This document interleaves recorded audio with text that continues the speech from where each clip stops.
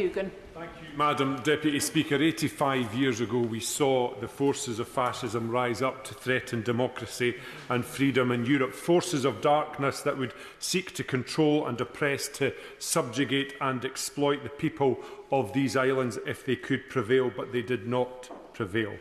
We owe our current reality to the bravery and heroism of those who gave their lives in order that we may maintain the way in which we continue to live our lives.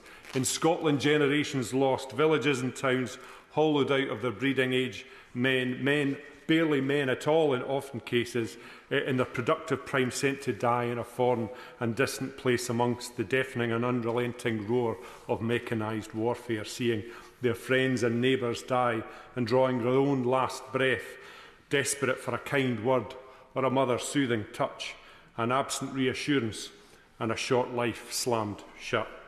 A far cry from the cheerful boy's own adventure. We'll be home soon. Nobody got home soon.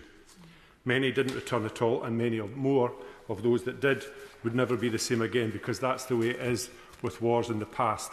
A legitimate desire to lock it away in a box out of sight. Nice if you can manage it, but many could not.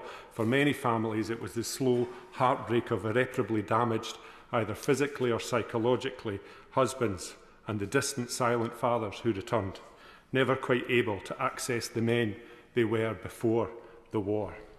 Total war, Madam Deputy Speaker, has a long tail, and it's still visible on these islands 80 years later in society, in the economy. Indeed, the war debt to the United States was only fully repaid in 2006.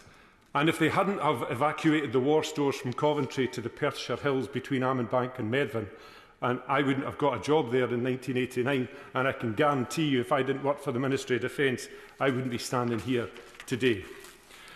Scotland stood tall in those darkest of times, militarily, economically, industrially and culturally, just like our neighbours in England, Wales and Northern Ireland, and our neighbours in Norway, Denmark and the Low Countries. Scotland's shipbuilding, coal mining, locomotive manufacturing, agricultural output and production of steel were all pivotal to the war effort. And while young men fought, an army of older men and women toiled in the factories and the fields, equipping those at home and those in peril, defending that homeland. Scotland's industry and geography made Scotland a target for the Luftwaffe, and the first aerial combat above the United Kingdom in the Second World War happened in the Firth of Forth, where the Luftwaffe targeted Royal Navy ships anchored off Rosyth. And while London's horrendous blitz raged on for 8 long months, towards the end of that period, Clydebank's blitz lasted just 2 nights. But on those 2 nights, in March 1941, the Luftwaffe killed 1,200 civilians and injured a further 1,000 civilians and destroyed 8,500 homes in that town.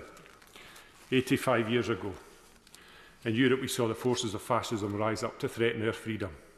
Then the superior forces of freedom and liberty rose higher still to crush fascism down where it belongs.